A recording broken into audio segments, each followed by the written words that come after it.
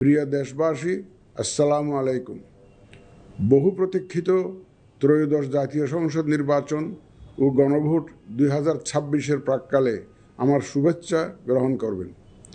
আগামীকাল ইতিহাসের অন্যতম গুরুত্বপূর্ণ এই নির্বাচনের ভোট গ্রহণ অনুষ্ঠিত হবে। এই ঐতিহাসিক মুহূর্তে আমি গভীর শ্রদ্ধার সাথে স্মরণ করছি মহান মুক্তিযুদ্ধে শহীদদের। আরও স্মরণ করছি জুলাই গণ অভ্যুত্থানে শহীদদের, যাদের রক্তের বিনিময়ে আমরা আজ গণতান্ত্রিক উত্তরণের দ্বার প্রান্তে পৌঁছেছি।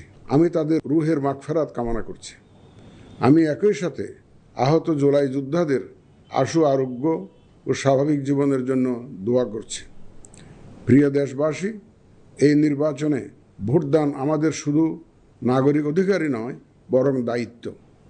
আমি আশা করি আপনারা সকলে সচেতনভাবে এই দায়িত্ব পালন করবেন। রাজনৈতিক দল, প্রার্থী ও ভোটারদের প্রতি আহ্বান, শান্তি ও সৌহার্দ্যপূর্ণ পরিবেশ রক্ষার্থে সকলে দায়িত্বশীল ও যত্নবান হবেন। ভিন্নমত গণতান্ত্রিক প্রক্রিয়ায় একটি স্বাভাবিক বিষয়।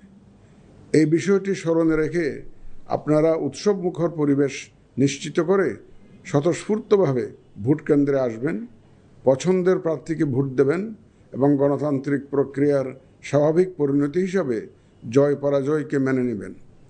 ভোটার, প্রার্থী, নির্বাচন সংশ্লিষ্ট কর্মকর্তা, আইন প্রয়োগকারী সংস্থা, সাংবাদিক, পর্যবেক্ষক, সেবা প্রদানকারী সংস্থা ও ব্যক্তিসহ সংশ্লিষ্ট সকলের কাছে অনুরোধ, ব্যক্তিগত কষ্ট ক্লেশ তুচ্ছ করে জাতীয় নির্বাচনের এই মহতী ব্যবস্থাকে সহযোগিতা করে সার্থক করে তুলুন।